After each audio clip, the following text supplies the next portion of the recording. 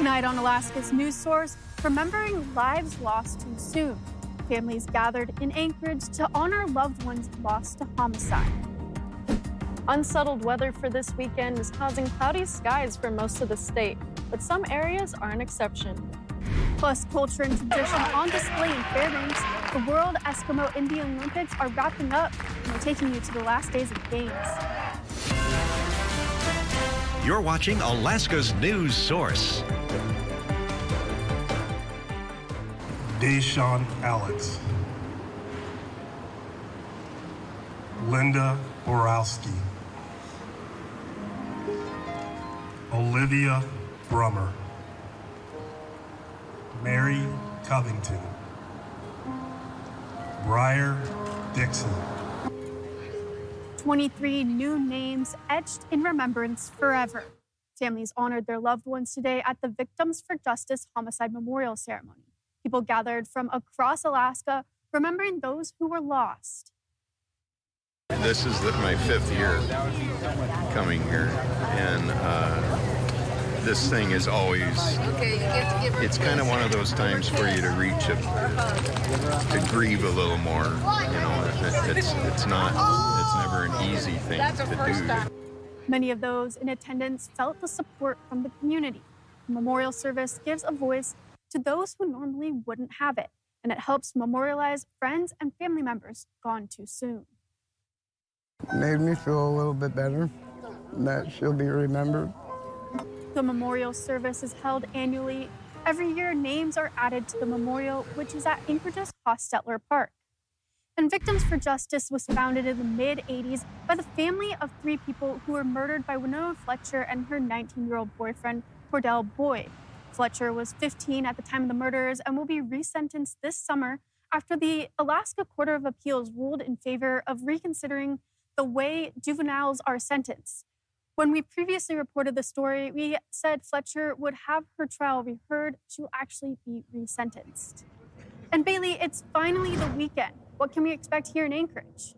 Well, we've kind of already seen it today. We've seen some clouds building up this morning, and we even saw a little bit of that coming in last night. So with our time lapse, we can already start to see those clouds rolling in this morning, and especially around noon and around 1-ish, that's when you really start to see that moisture picking up on sleeping ladies. So cloudier conditions are on the way for today and tomorrow especially.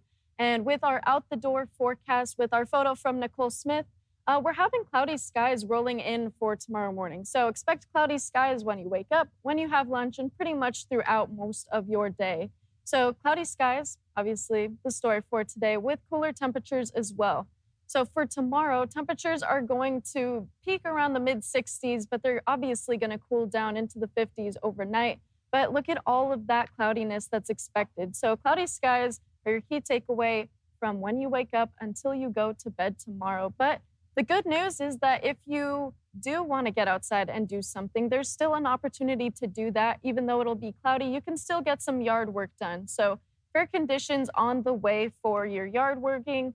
And that's ultimately because we have scattered showers coming in overnight tonight, which can last into tomorrow morning, and scattered showers for tomorrow night as well. So if you are going to get outside and do any yard work, try to get it done around the middle of the day, probably around noonish or the early afternoon especially. But keep in mind that if you do plan on doing any yard work for your Sunday, the current pollen count is moderate for trees and moderate for grass. So if you want to mow the lawn or trim some trees, the pollen is moderate. So try to keep that in mind, especially if you are susceptible to any allergies or anything. It's moderate, so you could get some allergies by doing that. But ultimately, just cloudy skies for the rest of your Saturday and to start off your Sunday as well. Michaela?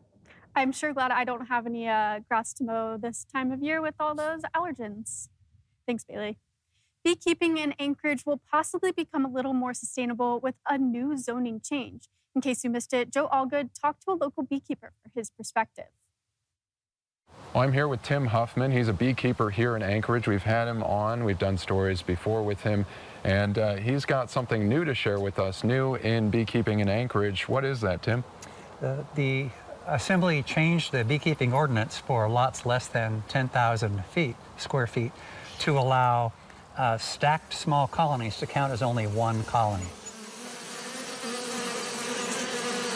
But why would you want to stack colonies? The advantage of that is that when you're trying to get bees through the winter, you want to split them to use your own colonies to make more colonies and more queens. And now I can do that without being penalized. Since only 4 colonies are permitted on a lot less than 10,000 feet, Tim's 5 colonies would have been illegal. But the new change allows what's called a nucleus colony stack, a beekeeping game changer. So even though these are 5 separate colonies, because these two colonies are stacked, it only counts as 1. With more colonies, a beekeeper can produce more queens over the summer. You know, you can tell if they've made a new queen if they're bringing in pollen. Younger queens produce more bees. Oh, there's some pollen on a bee at the bottom. She didn't fly in, but she's on the bottom. She'll end up here. She's just resting. Yep. And more bees equal warmer hives, and warmer hives keep bees alive over the winter. And that's why the new ordinance supports sustainability. Not to mention, Tim's neighbors benefit too. I also do a honey bribe every year to my neighbors. Thanks for letting me have bees next to you. Here's some honey. They think it's a great deal. All right, well, winter's coming up. How are you feeling going into this winter? I feel great. My bees are healthy and they're happy, and the populations are good, and I'm not afraid of winter anymore.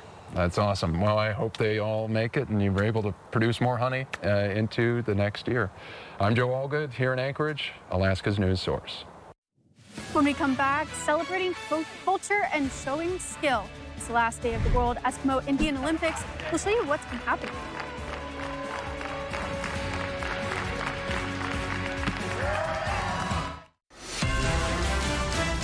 You're watching Alaska's news source.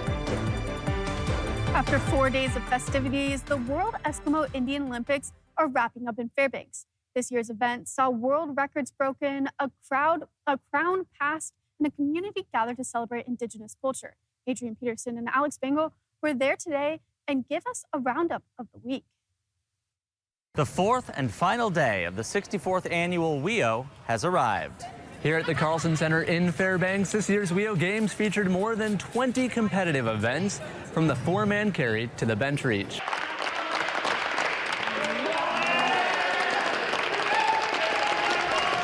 Sportsmanship and camaraderie were displayed throughout the games as athletes faced difficult feats. Honestly, I think 1 foot and 2 foot are the most challenging, if I'm going to be honest. I feel like, jumping and then kicking the ball is a lot for me. Despite the strain and skill testing tasks, newcomers and veteran athletes alike found success during the games, with one athlete beating his very own world record on the first day. You just got to have the confidence. Put the consistency in your practices, definitely work out a lot, and you're confident, because how are you going to perform if you put in all the work? But the event was about more than sports. It was a chance for the community to get together and for people from around the state and the world to share their culture. Regalia contests with contestants ages 6 months and up showed off unique and elaborate use of hide and cloth. Regalia is really our way to be able to honor the animals who allowed us to hunt them, and then also our family, because like I said, it's a family effort. A lot of the patterns are specific to families. Throughout the games, the arena was filled with tables for people to display and sell handmade arts and crafts made with love and care from all kinds of materials. It's also really healing for your soul, like just sitting there and just healing with your ancestors who were there before you. And a new Miss WEO was crowned Friday night, Jolie Carlson from Bethel and Queetlook. We're still here. We still have our cultures, we still have our traditions, we still have our languages, we know who we are, and it's all still intact, and it will be for generations to come. A community gathering to keep culture alive and to pass their knowledge and skills on to the next generation. Adrian Peterson and Alex Bengal, Alaska's news source. Thanks for listening. Click subscribe so you can get the latest podcast from Alaska's news source automatically. And stay up to date with breaking news and in-depth reporting available for free 24/7 with the Alaska's news source app.